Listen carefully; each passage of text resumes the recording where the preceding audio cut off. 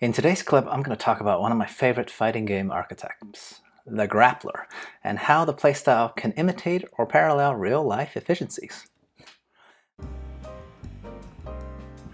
Hey, XenPuck here. So, in my late week series of stuff that I love, I want to talk about fighting game archetypes. It's one of my favorite genres of games, and I think a lot of the archetypes that we pick shows a bit of who we are, right?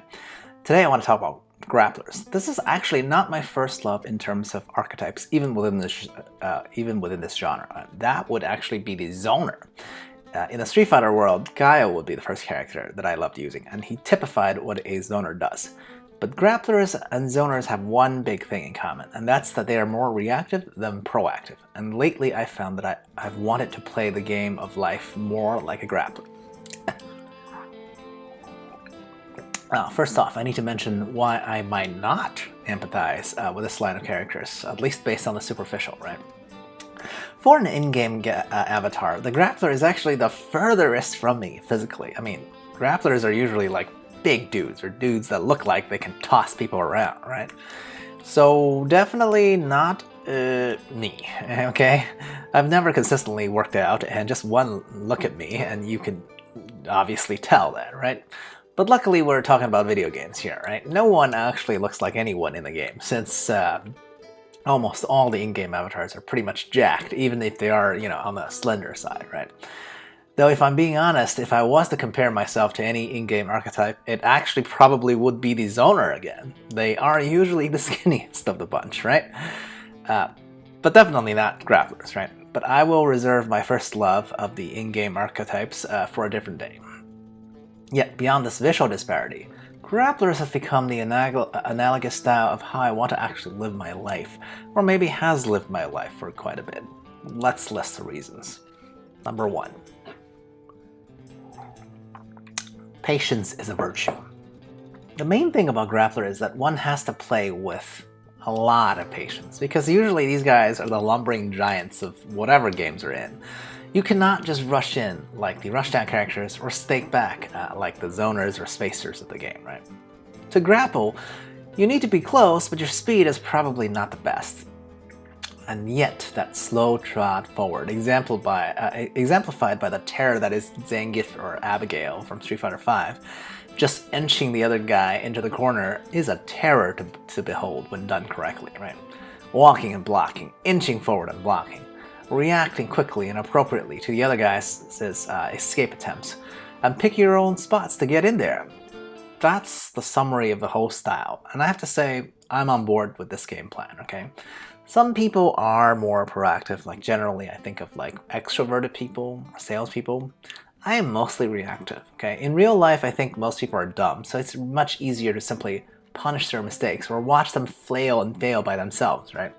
When all I had to do was move in position to take advantage, right? To be able to take advantage. I don't mind the slow and plodding pace of the advance that exemplifies the grappler style of play, because success and advances in real life is for keeps, and also for the long run, maybe even the very long run, right? Reason number 2. Grapplers really also exemplifies the ultimate high-risk, high-reward type of characters, right? So, in turn, they really have a great amount of turnaround potential, right, in the game. This is because, well, it may take like half the game clock to actually get in front of the opponent's face. Once you do get in close, their options become much more limited, and a correct read or two, when combined with the command throws that grapplers are well known for, can easily spell doom for any opponent, right?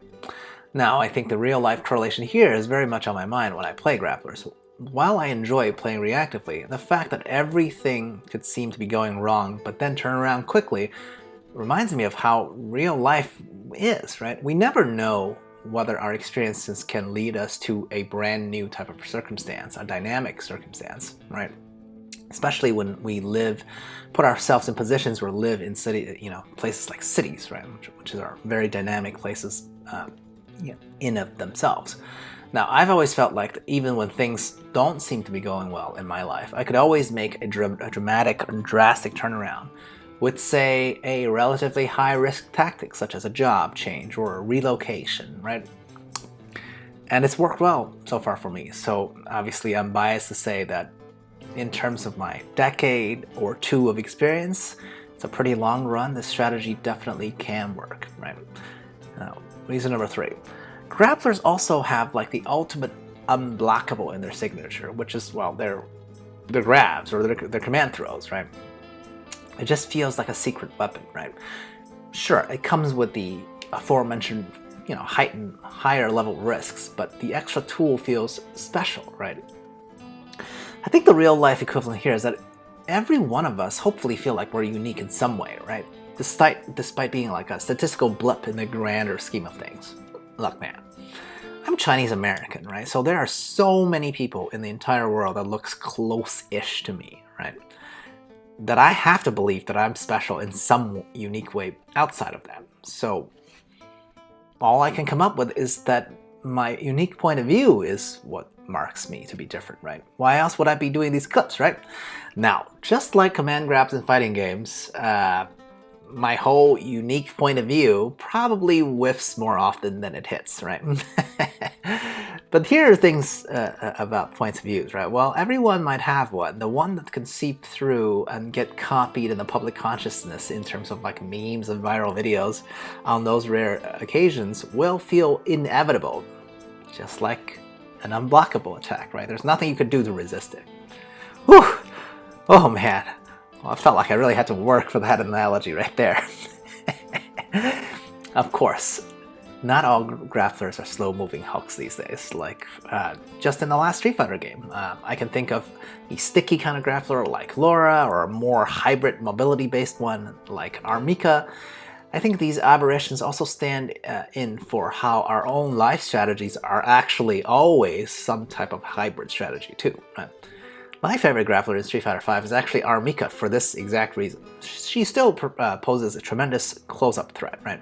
But also has some more unorthodox mobility options. So in life, I think mobility options are simply analogous to like flexibility, right? None of us are truly one-trick ponies, or at least we shouldn't aim to be, or I hope I don't want to be a one-trick pony, right? I think I'm a man of many talents, so while I want to play the game of life patiently and picking my spots, I also know that I'd like to use my various talents in the right places flexibly to achieve the best results. Anyway, sure, I might be stretching a bit in this video with its fighting game archetypes and how I live my life, but hopefully I've made my point that even when I'm playing a fighting game, it's not just about the game. I am also still refining on how I approach problem solving and hopefully perfecting mental techniques of how to react and how to pick my spots to go all in. So what's your favorite fighting game archetype and why? And does it parallel some life strategy that you've implemented as well? So please feel free to comment, like, sub, share, all that jazz. Oh my god, I'm gonna run out of verbs in that verbal blarf. Cheers.